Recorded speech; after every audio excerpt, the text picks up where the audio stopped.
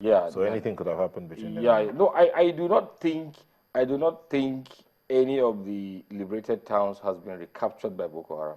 I do not think so. But then it's another reason why the issue of IDPs returning should not even arise at the moment.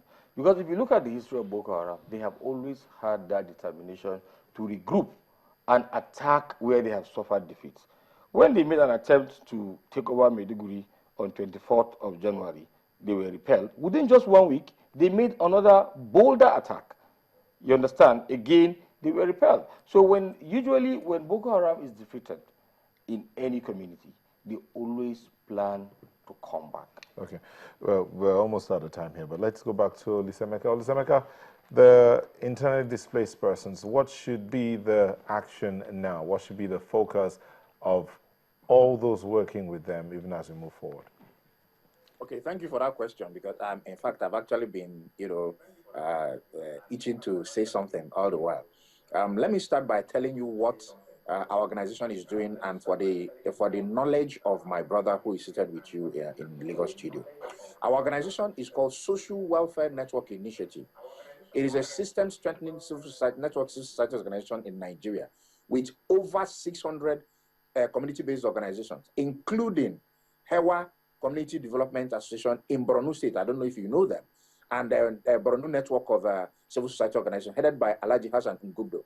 Today, as I speak to you, sir, I have visited Bulunkutu, I've visited Biu and Kondoga long before they were, captured by Boko Haram. And as I speak to you today, we are implementing micronutrient project for 12,000 children in Bulunkutu and 8,000 children under the age of 5 in Chibok, all within the camps in Maiduguri.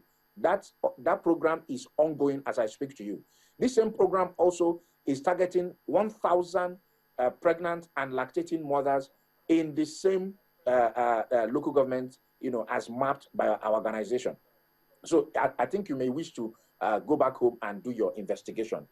In Gombe State, people from Borno State who are from Damboa, Biu, and Kondoga, a lot of them, a conglomeration of 105 children were returned back to school last year by our organization, and we paid their total tuition fees, and they are back in school. In Akko local government, which houses mostly IDPs from Damboa, we are implementing, as of today, about the same micronutrient project for 8,000 children under 5, 500 pregnant and breastfeeding mothers with vitamin A supplement, and of course the deworming, and of course, and many other health immune boosters projects that will help the children to, not to suffer childhood diseases. So for me, I believe, and for a lot of us who are in the civil society organization, I believe it is time for the government to put their acts together, come together, aggregate all the organizations that are functioning, who are on ground, and provide leadership. Because the reason why we have what we have today is because there's no coordination. There's no coordination, so people wake up and do what they think is needful for the IDPs, and because a few organizations who are either connected to one politician or who want to be seen to be doing something will go as far as going to visit the governor or visit the other person, and probably that's what my brother is expecting us to do. But sorry, we don't do that. We are development experts, and ours is to ensure that the communities get what we want them to get. We want to prevent childhood diseases. We want to make sure that the women's rights are protected. We want to make sure that our women do not die as a result of maternal deaths. We don't want any maternal deaths. We don't want any. It's 11 o'clock. So basically, it is time for government to ensure that there is proper coordination of activities of every stakeholder, local, international organizations, working with the IDPs in whatever area, in whatever sphere.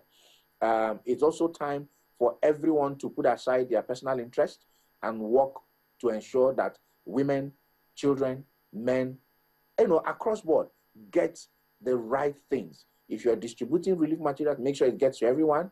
If you're doing empowerment, make sure it gets to everyone, and it gets to especially those that need it, not those that don't need it.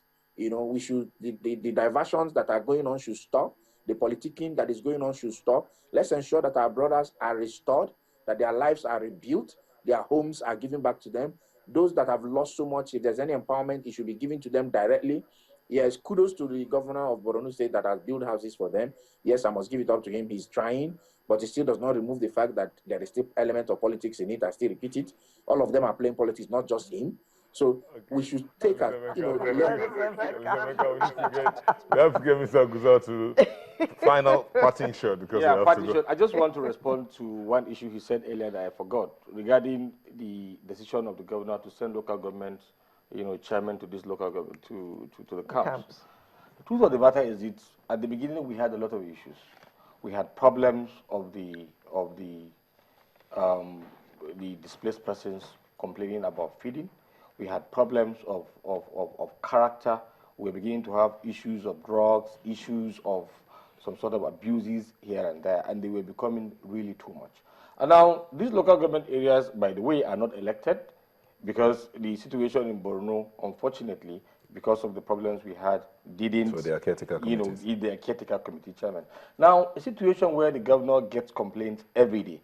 There was a time the governor was visiting each of the camps almost every day on daily basis. Any journalist in Borno can tell you that. It got to the point that the governor and this chairman, your local government area now is no longer in place. You are displaced as a local government chairman.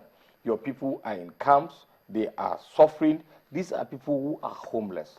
You are the leader. They need to feel you. They need to see you so that it will encourage them to know that, yes, somebody is there to support them.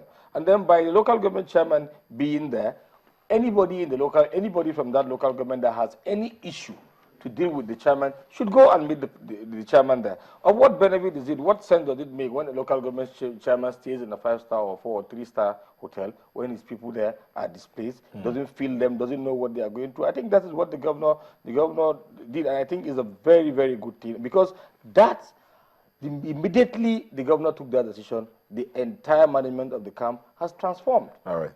Thank you very much. We've been looking at the 2015 elections vis-a-vis the right of the internally displaced persons. I've been speaking with the Special Assistant to the Borno State Governor on Communications, Isa Guzal. Thank you for coming. Emmanuel Olusemeka, National Coordinator, Social Networker Network Initiative. Thank you for joining us as well. Thank you, sir. Sunrise will continue in a moment. Please don't go away.